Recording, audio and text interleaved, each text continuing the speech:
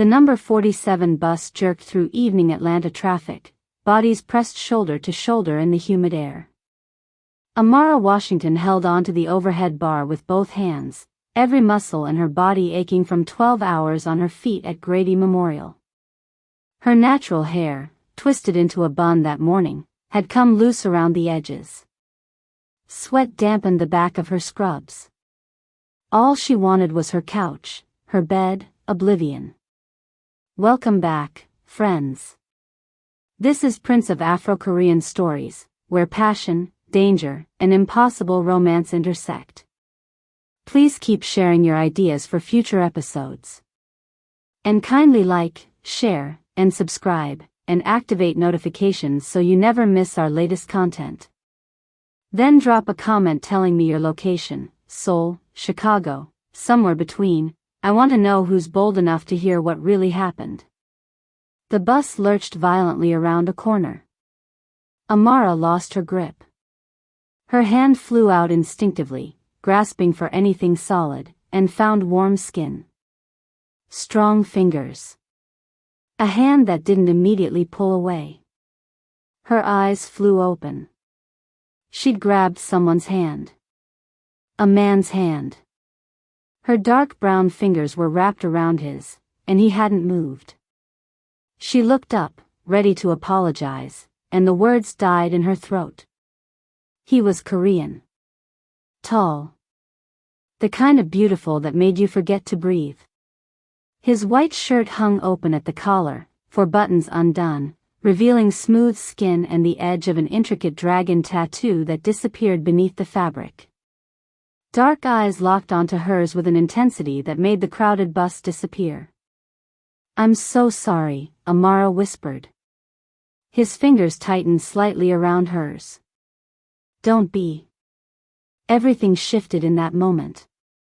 Jin Wukong hadn't ridden a bus in 8 years. His Mercedes was getting detailed. His driver had taken the evening off. He'd made an impulsive decision to see the city the way regular people did. The number 47 seemed harmless enough. He'd been wrong. Standing near the rear exit, Jin Woo had been checking messages about a delayed shipment when the bus jerked hard. A woman stumbled into his space.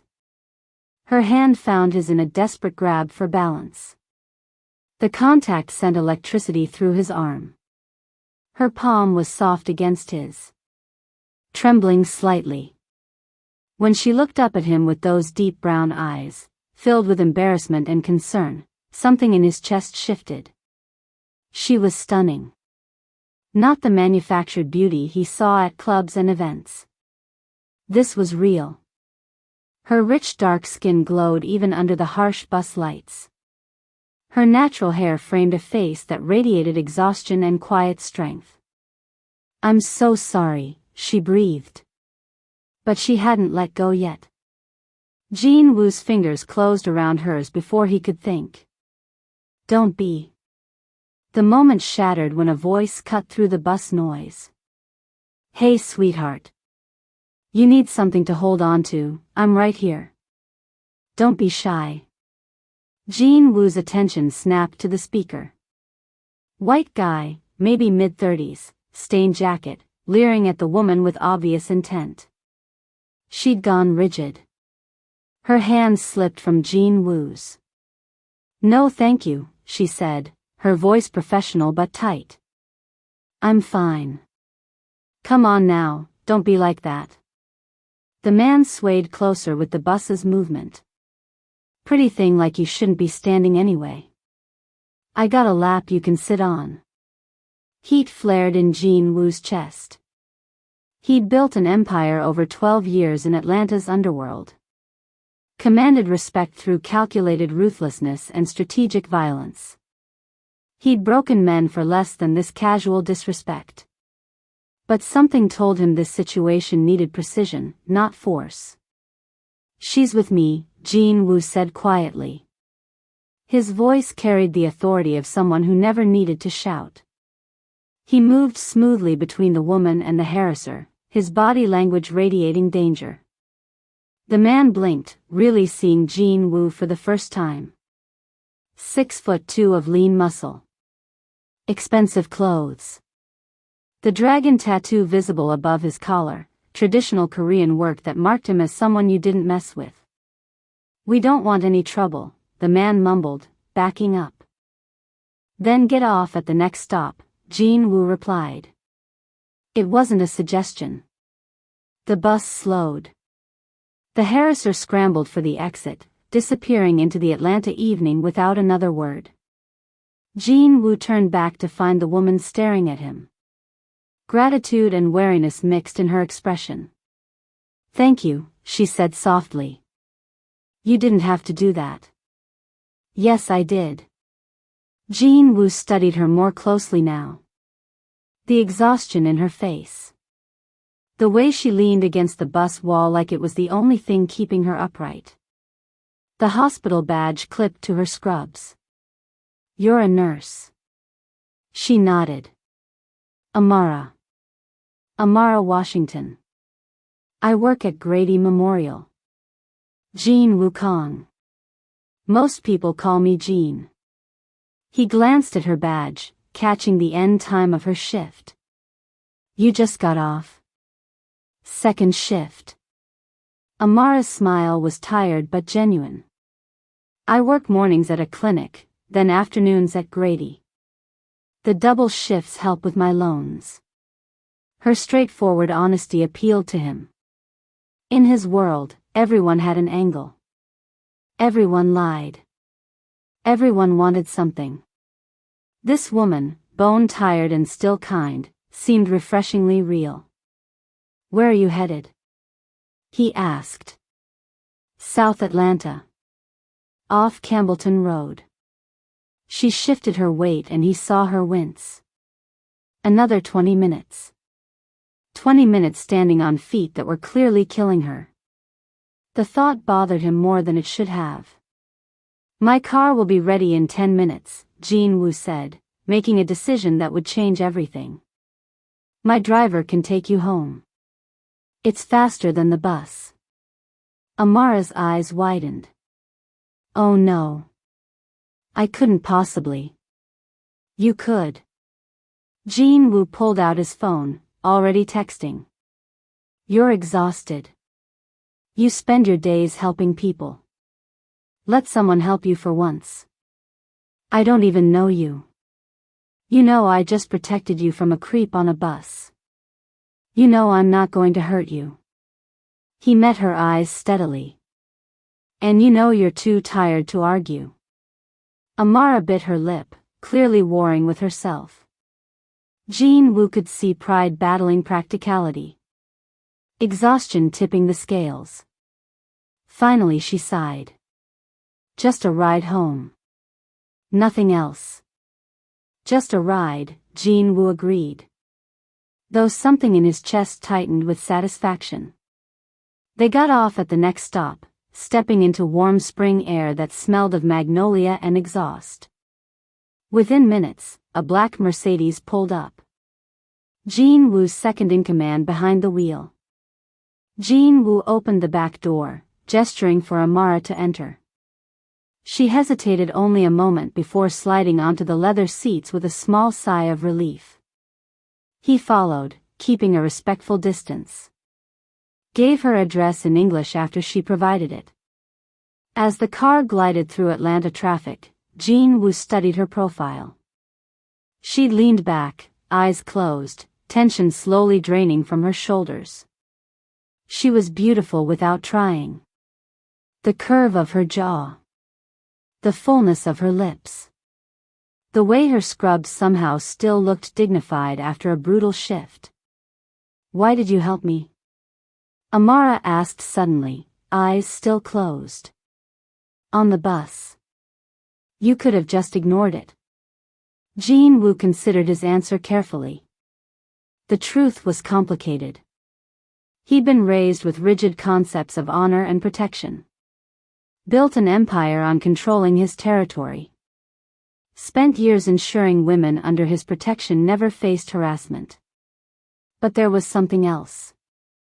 Something about her specifically. "Because you deserved better," he said simply. And I was there. Amara opened her eyes, turning to look at him fully. In the dim car interior, her gaze was searching. Intelligent. Trying to figure him out. You're not just some nice guy, are you? She asked quietly. No, Jin-woo admitted. I'm not. But you're not going to tell me what you really are. Not tonight. Amara nodded slowly, like she'd expected that answer. Will I see you again? The question hung between them, heavy with possibility. Jin-woo knew the smart answer was no. Drop her off, disappear back into his world of territory and violence and controlled chaos. She was civilian. Clean. Good. Everything his life wasn't. But when he opened his mouth, different words came out. Yes, he said. You will. 3 days passed before Amara saw Jin-woo again. She'd almost convinced herself the bus encounter was some exhaustion-induced hallucination. Then she walked out of Grady Memorial after another brutal shift to find him leaning against a black Mercedes like he'd stepped out of a movie. The white shirt was back, unbuttoned just enough to show the dragon tattoo clearly in the parking lot lights. His dark hair was styled perfectly. Expensive sunglasses despite the evening hour. You're stalking me, Amara stated, walking toward him with her arms crossed. She should have been worried. Instead she felt strangely safe. I'm ensuring you get home safely, Jin-woo corrected, pushing off the car. There's a difference. Is there? But Amara couldn't quite hide her smile. I've been taking the bus for 3 years. I'm fine. You were being harassed 3 days ago. And you handled it. She tilted her head, studying him in the orange glow of parking lot lights. Why are you really here, Jin? Jin-woo removed his sunglasses. Amara found herself caught in the intensity of his dark eyes. Because I can't stop thinking about you, he admitted with startling honesty. Because you work yourself to exhaustion saving lives and someone should make sure you're safe while you do it. Because I want to. The raw sincerity in his voice made Amara's breath catch. She was used to men wanting things from her. Dates, attention, physical gratification. She wasn't used to men wanting to protect her simply because they could. I don't need protecting, she said, but her voice had softened. Everyone needs protecting sometimes. Jin-woo stepped closer. Amara caught his scent. Expensive cologne, clean cotton, something darker underneath. Let me drive you home, Amara. Just until things settle down. What things?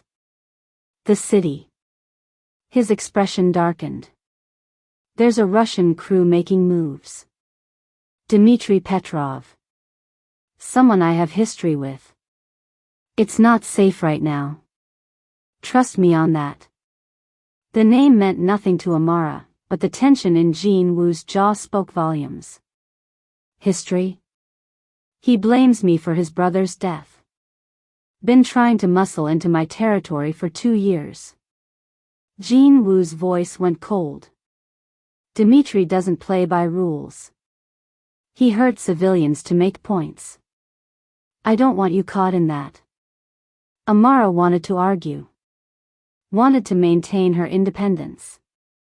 But the truth was she was exhausted. 2 jobs. Student loans crushing her every month. An apartment in a neighborhood that got rougher every year. Her life was constant survival. Having someone offer help, even temporarily, felt like oxygen after drowning. 1 week, she negotiated. You drive me home for 1 week. Then we reassess. Jin-woo's lips curved into a small smile. 1 week. You still with me?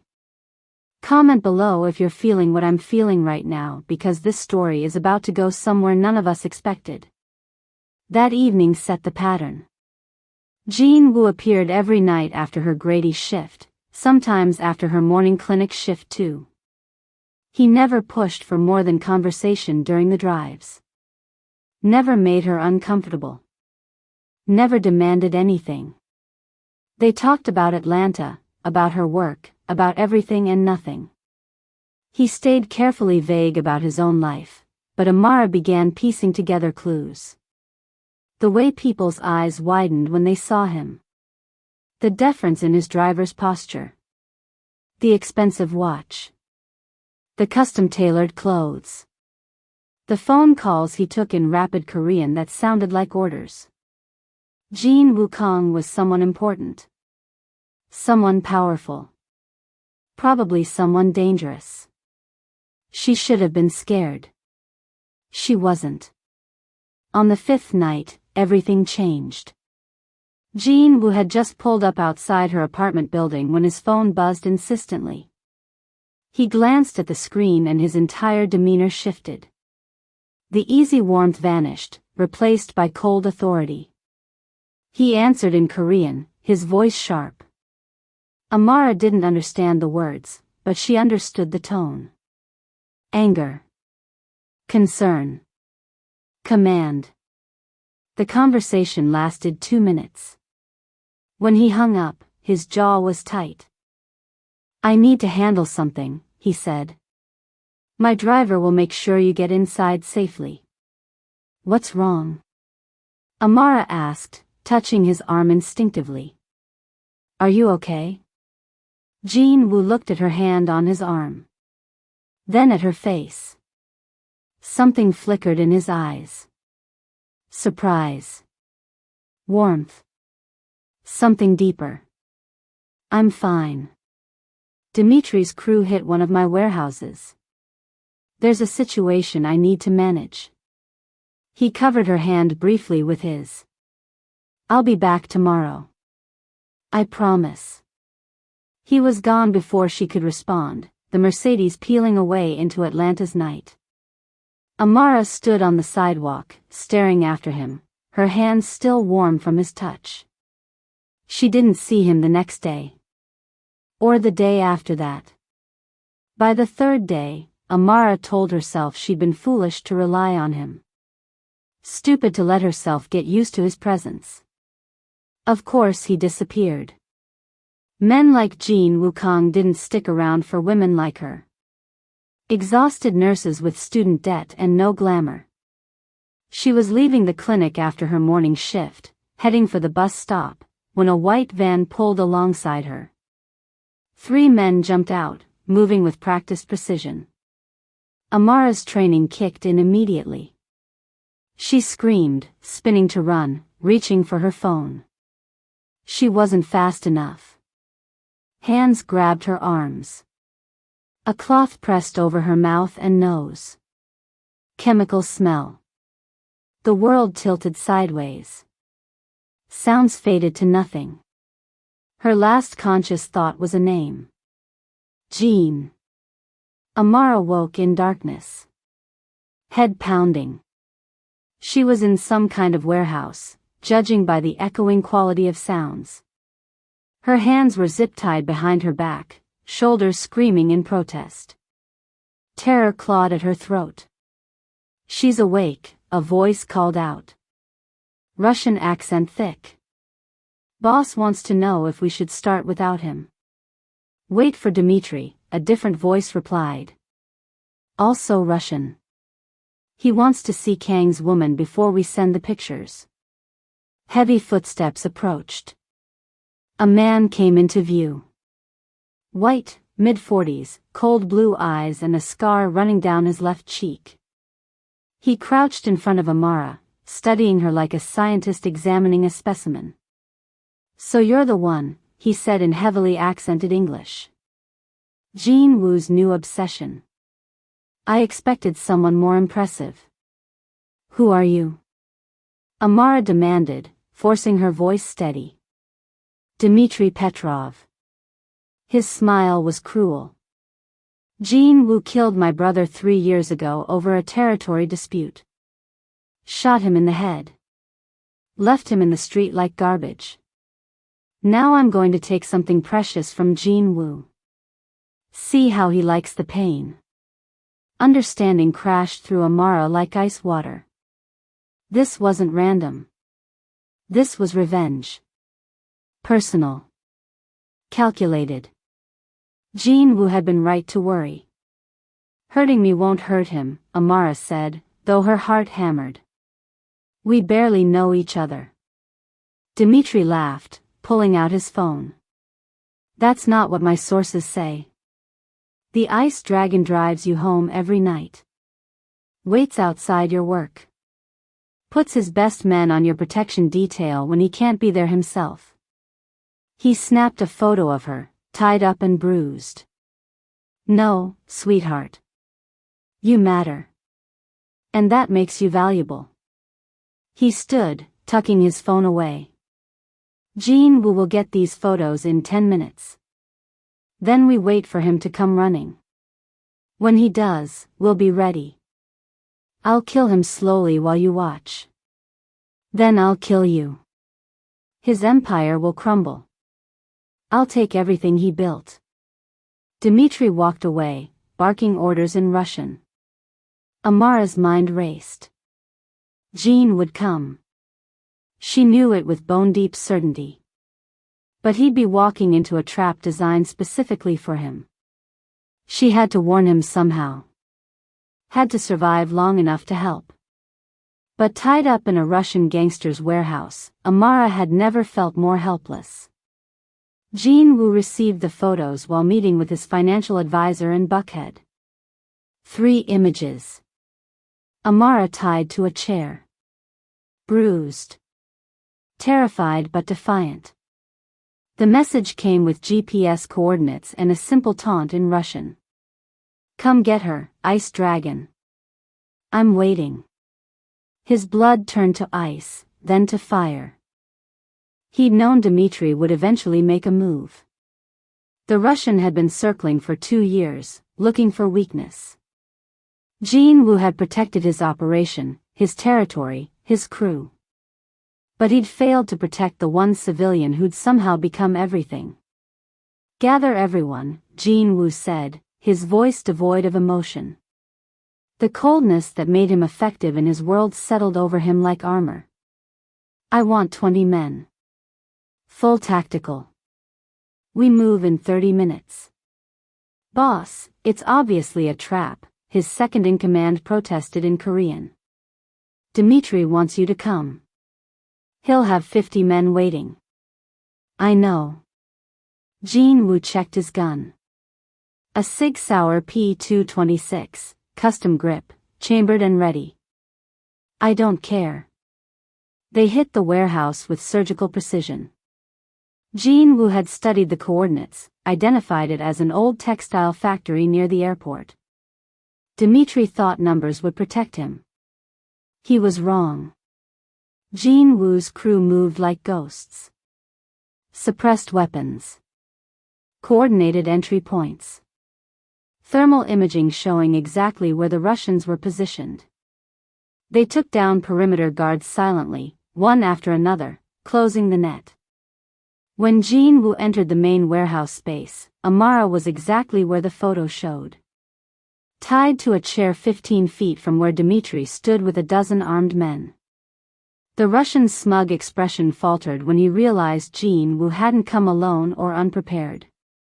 You brought an army, Dimitri observed, his hand moving toward the gun at his hip. Smart. But not smart enough. Let her go, Jin-woo stated, his voice carrying absolute authority. This is between us, Dimitri. She's civilian. Innocent. No one who touches you stays innocent. Dimitri's gun cleared its holster, pressing against Amara's temple. She flinched but didn't cry out. Her eyes found Jin-woo's across the distance. Your brother wasn't innocent either. He chose to challenge me. Paid the price. My brother ran guns through my territory without permission, Jin-woo replied coldly. He knew the rules. Broke them anyway. His death was business, not personal. Everything is personal when it's family. Dimitri's voice cracked with rage. You killed my blood. Now I kill yours. The standoff hung on a knife's edge. 20 of Jean Woo's men against a dozen Russians. Weapons trained. Fingers on triggers. One wrong move and the warehouse would become a bloodbath. Then Amara did something unexpected. She drove her head backward, smashing into Dimitri's groin with desperate force. The Russian doubled over, his gun hand jerking away. Jean Woo moved instantly. 3 shots. Center mass. Dimitri falling before he could recover. All hell broke loose. Gunfire erupted, deafening in the enclosed space. Jean Woo's training took over. Move, shoot, cover, advance. He dropped 2 Russians charging his position, his team providing covering fire as he sprinted toward Amara. A bullet whizzed past his head. Another sparked off a metal container beside him. Jean Woo didn't slow. He reached Amara, cutting her restraints with his tactical knife, pulling her behind cover as rounds punched into the concrete where they just stood. Keep your head down, Jean Woo ordered, his body shielding hers. Don't look. But Amara was already looking. Seeing him kill a man with cold efficiency. Watching her rescuer transform into something lethal and terrifying. Jean Woo fired twice more. Precise headshots. 2 Russians falling in spreading pools of blood. The firefight lasted 3 minutes. When silence finally descended, 12 Russians lay dead or dying. Jean Woo's team had taken no casualties. Professional execution against desperate amateurs. Jean Woo turned to Amara, checking her for injuries with hands that shook despite his cold exterior. Are you hurt? Did they? I'm fine. But Amara's voice was hollow. She was staring at the bodies. At the blood. At the man who just killed a dozen people to save her. Jean. What, who are you? We need to leave. Jean Woo tried to pull her toward the exit, but Amara wrenched away. No. Answer me. What are you? Jean Woo met her eyes, seeing the horror and confusion there. This was the moment he dreaded. When she saw the truth unfiltered. When protection and care dissolved into violence and death. I'm exactly what you feared, he said quietly. I kill people, Amara. It's what I do. What I've always done. Those men would have killed you. Would have tortured you to hurt me, then disposed of you like trash. Jean Woo's jaw tightened. I won't apologize for protecting you. But I understand if you can't look at me the same way now. Amara stared at him for a long moment. Jean Woo watched emotions play across her face. Shock. Fear. Revulsion. But also something else. Recognition maybe. Understanding that in his world, violence wasn't a choice but a currency. Take me home, she whispered finally. Just take me home. If this hooked you already, don't forget to subscribe, like, and drop a comment because what happens next will absolutely shatter your expectations. The drive back to Jean Woo's penthouse was silent. Amara had refused to go to her apartment. Too exposed, she'd said. Too vulnerable. Jean Woo had offered his place without hesitation, though dread coiled in his stomach. She'd seen too much. Understood too clearly what loving him meant. His doctor examined her in the guest room. Confirmed minor bruising. Prescribed rest. When they were finally alone, Amara sat on the couch, staring at her hands. Dimitri said you killed his brother, she said quietly. Is that true? Yes. Did he deserve it? Jean Wu sat across from her, maintaining distance. Alexei Petrov was running illegal arms through my distribution network, using my routes to move weapons that were ending up in the hands of teenagers. Gang violence spiked 20% in 3 months. Kids were dying. He met her eyes. I gave him a chance to stop. He refused. So I made an example that would discourage others from making the same choice. You executed him. I did. And tonight, those 12 men. Some were there to kill you. Some were there to kill me. All of them chose to be in that warehouse. Jean Wu's voice was carefully neutral. I don't kill innocents, Amara. But I don't hesitate with threats either. Amara absorbed this, her nurse's mind processing information methodically. How many people have you killed? Directly? 14. Ordered? More than I can count. And you feel nothing about it? I feel satisfaction that threats are eliminated. Relief that my people are safe. Necessity. Jean Wu paused, his expression softening slightly. Tonight I felt terror because someone I care about was in danger. That's new for me.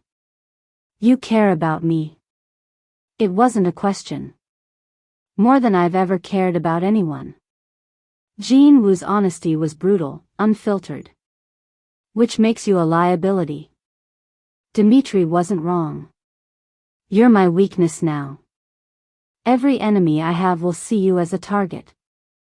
So what do we do? The question hung in the air. Jean Wu wanted to tell her to run. To disappear back into her normal life where she saved people instead of watching them die. But selfishly, desperately, he wanted her to stay. That's your choice, he said finally.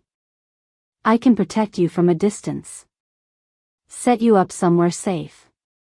Provide security. Make sure no one ever touches you again. You'd never have to see me or my world again. And the other option? You stay. You accept what I am. The violence, the danger, the moral compromises. You become part of my world with all the protection and peril that brings. Amara was quiet for a long time. When she finally spoke, her voice was steady. I need time to process what I saw. To decide if I can live with loving someone who kills. She looked at him directly. Because that's what's happening, isn't it? I'm falling in love with a killer. Yes, Jean Wu admitted. You are. Amara spent 3 days in Jean Wu's guest room, barely leaving except for meals. He gave her space. Never pushed. Always available but never intrusive. She used the time to think. To reconcile the man who'd protected her with the killer she'd watched execute people without hesitation. On the morning of the 4th day, Jean Wu received a call that changed everything. One of Dimitri's lieutenants survived, his second-in-command reported. Victor. He's at Grady Memorial. Your woman's hospital. Critical condition but stable. Jean Wu's mind calculated instantly. Victor was a loose end. A threat. Someone who could identify his crew and testify if authorities got involved. Standard protocol was elimination. Quiet, efficient, permanent. Handle it, Jean Wu ordered. Make it look like complications from his injuries. Boss, Ms. Washington works there. If she finds out. She won't. Jean Wu ended the call, already compartmentalizing. This was business. Necessary. Amara didn't need to know. But when she emerged from the guest room 30 minutes later, dressed in borrowed clothes, her expression told him she'd heard. There's a Russian in critical condition at Grady, Amara said, her voice carefully controlled. Viktor Sokolov. Gunshot wounds from a warehouse incident. You're going to kill him, aren't you? Jin Woo considered lying. Decided against it. Yes. He's under medical care. He's helpless. He's a witness. A threat. And given the opportunity, he'd come after both of us. Jin Woo met her gaze steadily. This is what I do, Amara. I eliminate threats before they become problems. He's my patient. Amara's voice shook with suppressed emotion. I've been treating him. I've been keeping him alive. And you're going to murder him in a hospital bed. I'm going to protect us both from future retaliation. By killing a helpless man. Amara's composure cracked. Jean, I'm a nurse. I save lives. That's my purpose. My calling. And you're asking me to stand by while you take a life I helped preserve? Jin Woo felt the chasm between them widening. I'm not asking. I've already given the order. Then cancel it. Amara stepped closer, her brown eyes fierce. If you care about me at all, if there's any part of you that wants to be better than what you are, cancel the order. Why? Jin Woo demanded. So Victor can recover and come back? So he can target you again when he's healed?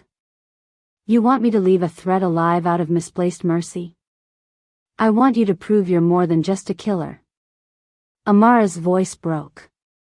I want to believe the man who protected me on the bus, who drove me home, who held me when I cried, I want to believe he's real.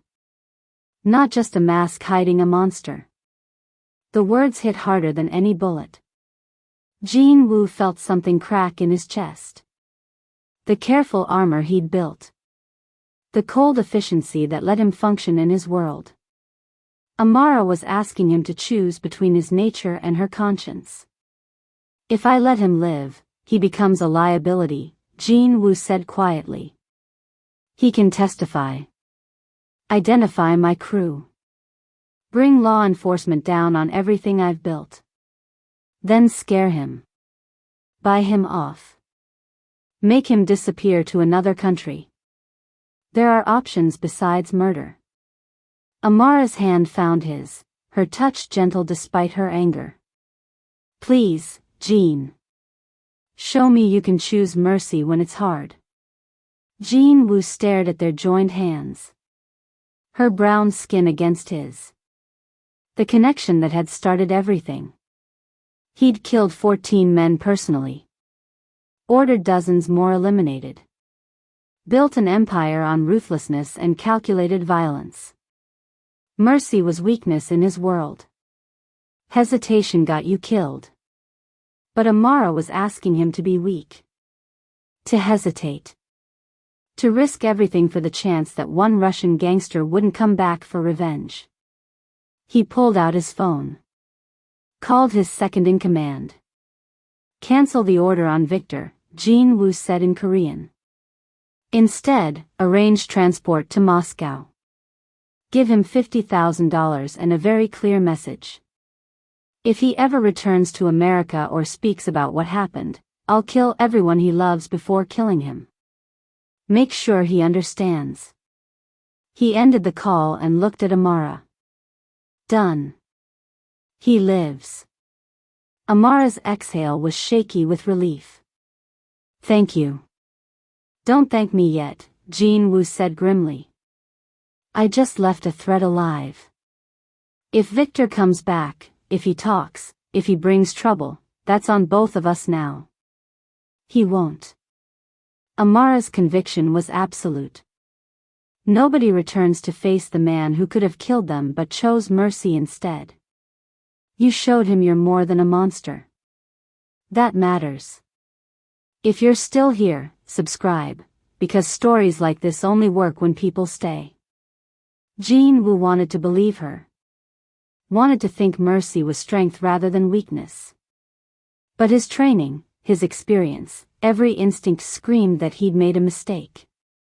Is this what it'll be like? He asked quietly. You asking me to spare my enemies? To compromise my security for your conscience? Is this what it'll be like?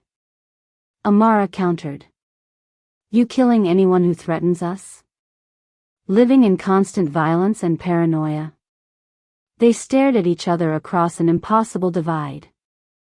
Jin Woo saw the truth clearly. He could have Amara or he could have his empire unchanged. Not both. She would push him toward mercy, toward restraint, toward becoming something softer than what he'd built himself to be. The question was whether he was willing to change. I don't know if I can be what you need, Jin Woo admitted. The man you met on the bus, he's real. But he's not all of me. There's darkness, Amara. Violence that's part of my nature, not just my circumstances. I've killed since I was 22. It doesn't haunt me. That should terrify you. It does terrify me. Amara moved closer, her hand cupping his face. But what terrifies me more is the thought of walking away. Of losing this chance with you because I'm too afraid to navigate the difficult parts. The difficult parts include watching me hurt people. Make choices you find morally repugnant. Compromise your values by association. Jin Woo's voice was raw. Is my protection worth that cost? Amara was quiet for a long moment. Jin Woo watched her process, saw the war between her heart and her conscience playing across her features. Finally she spoke. I don't accept the violence.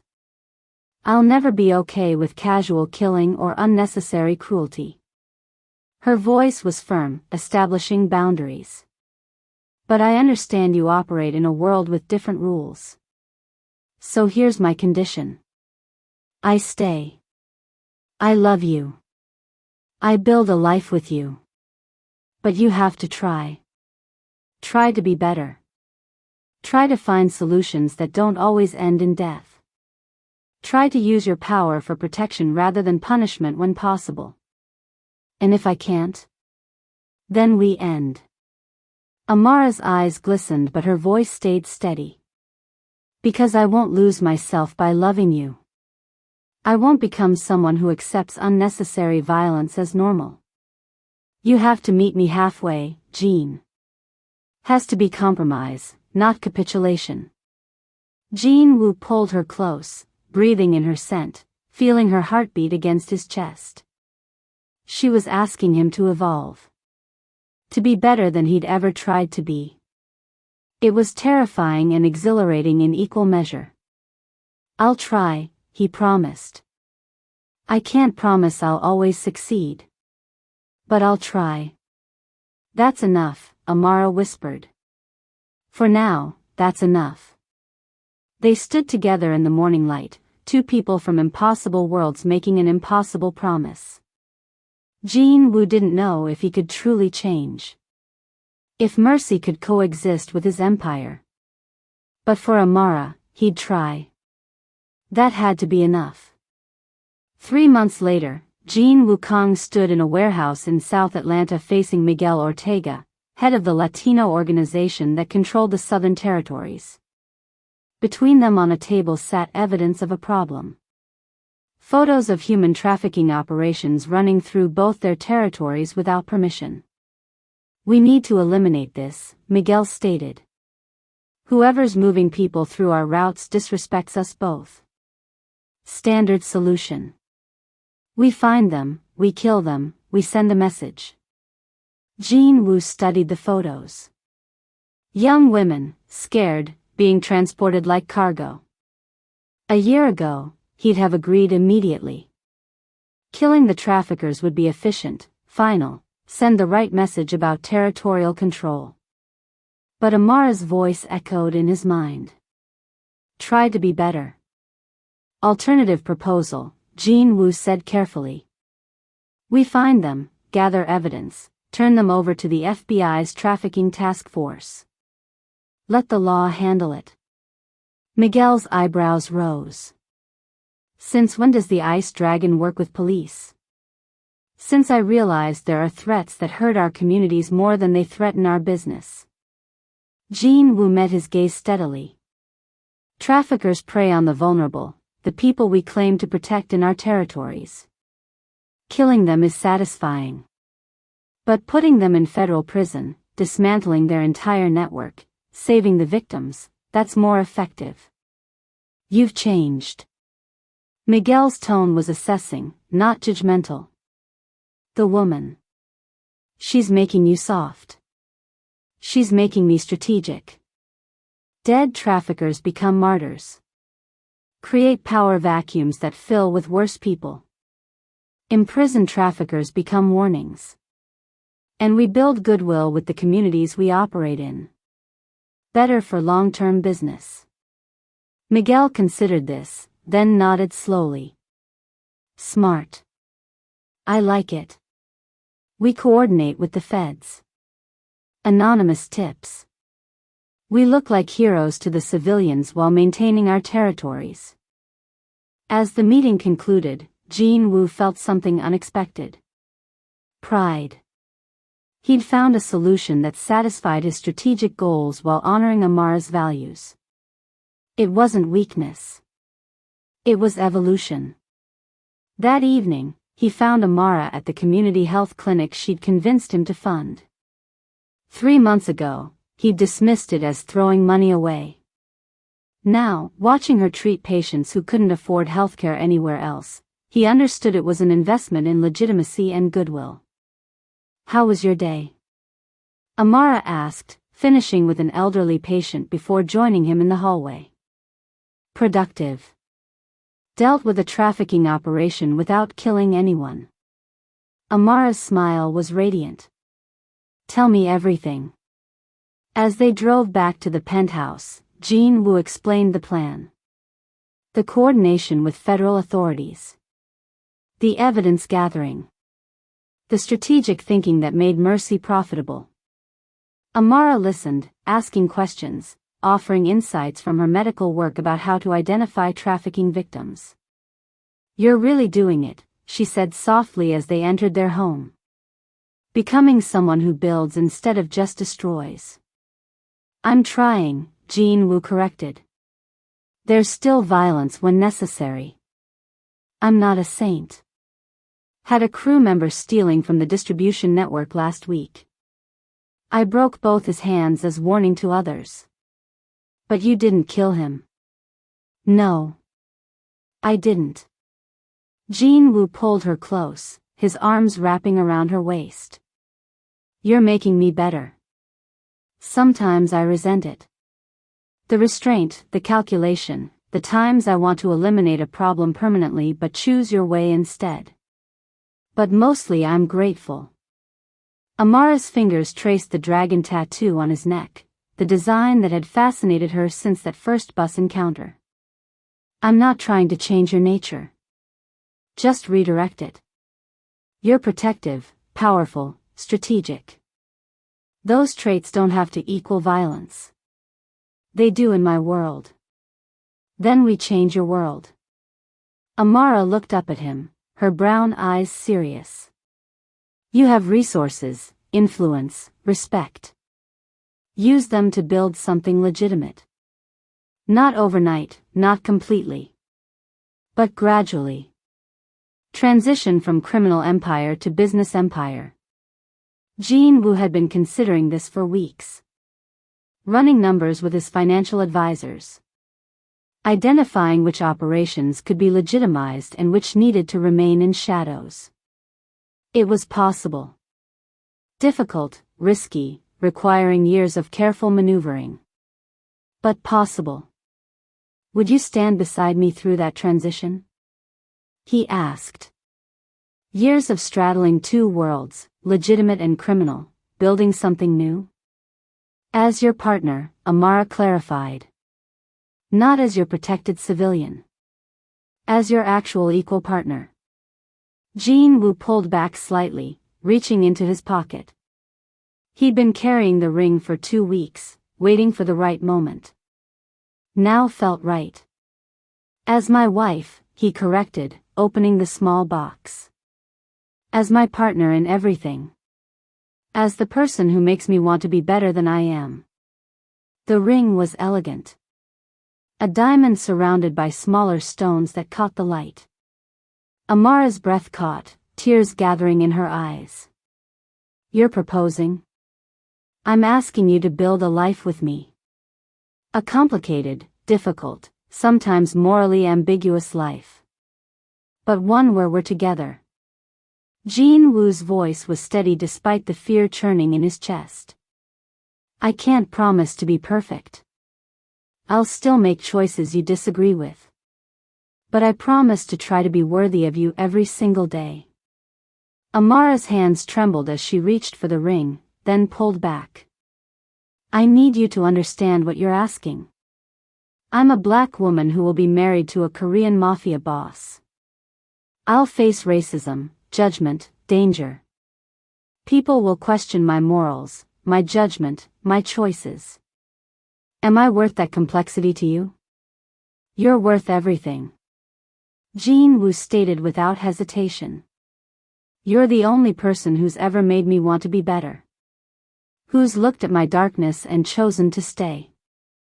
Who's challenged me to evolve instead of accepting what I am. Yes, it's complicated. Yes, people will judge. But Amara, you're the most remarkable person I've ever met.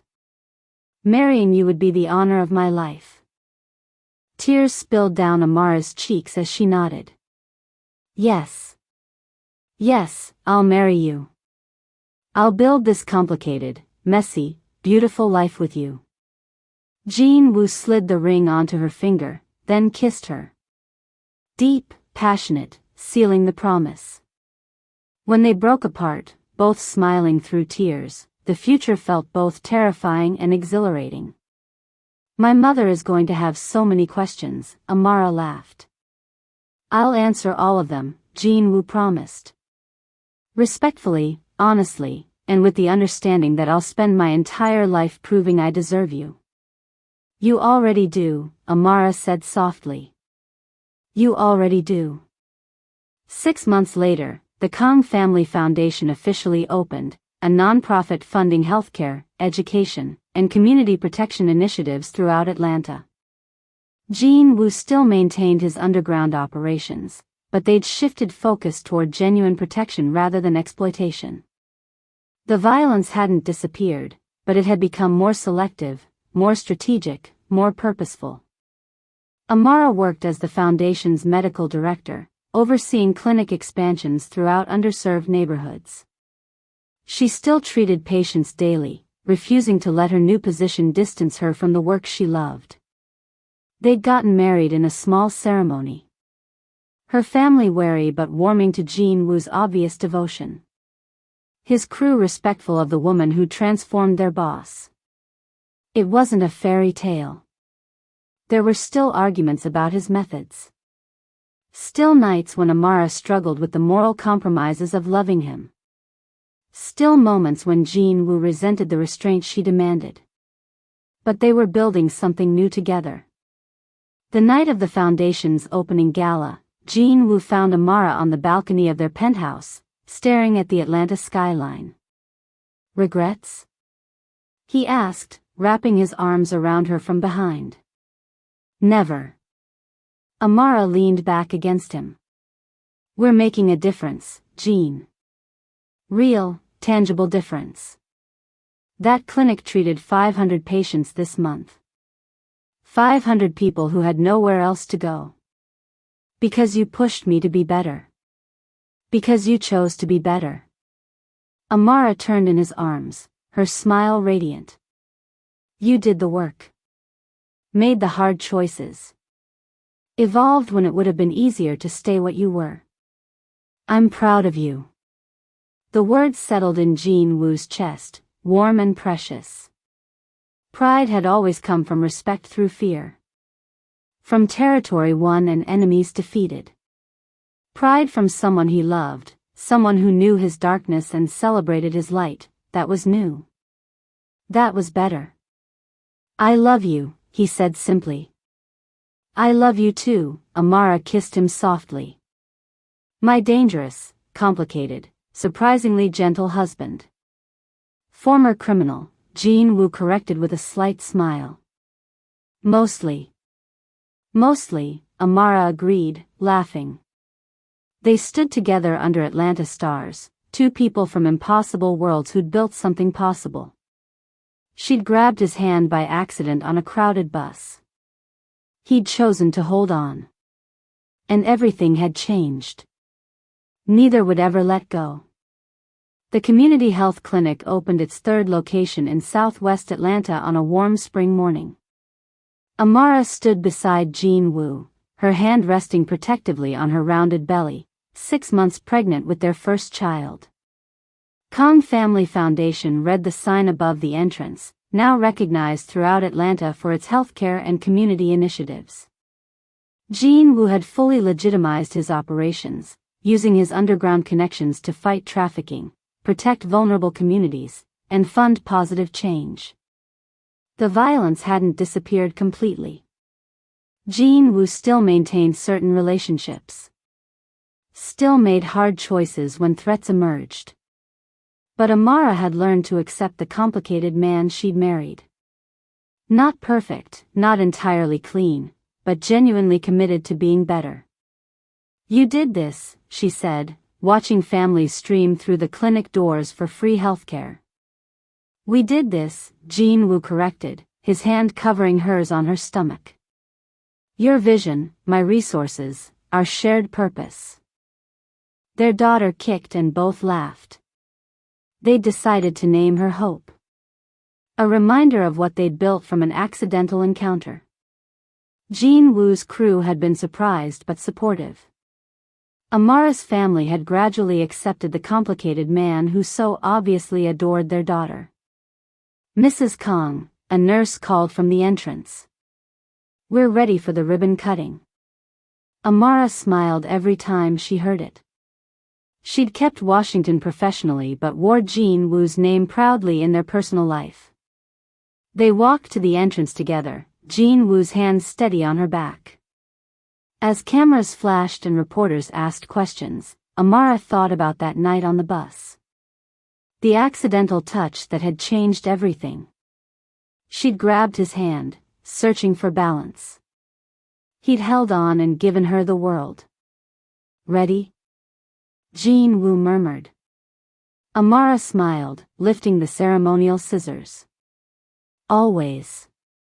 Together they cut the ribbon, stepping forward into their future, built on protection, transformation, and love that conquered every difference. We've reached the conclusion of our compelling African-Korean story. If this story moved you, smash that like button so hard it breaks and subscribe for more incredible true stories that prove love can heal the deepest wounds. Share this story with someone if you believe in second chances. But I absolutely cannot make it happen without your support. Your support means everything to me. If you made it all the way to the end, you are an absolute legend. Drop a comment below telling us what you thought about Amara and Jin's journey from that chance encounter on the bus to building a life together against all odds. What would you do in their situation? I read every single one. Let us know. Thanks for watching, and we'll see you in the next one.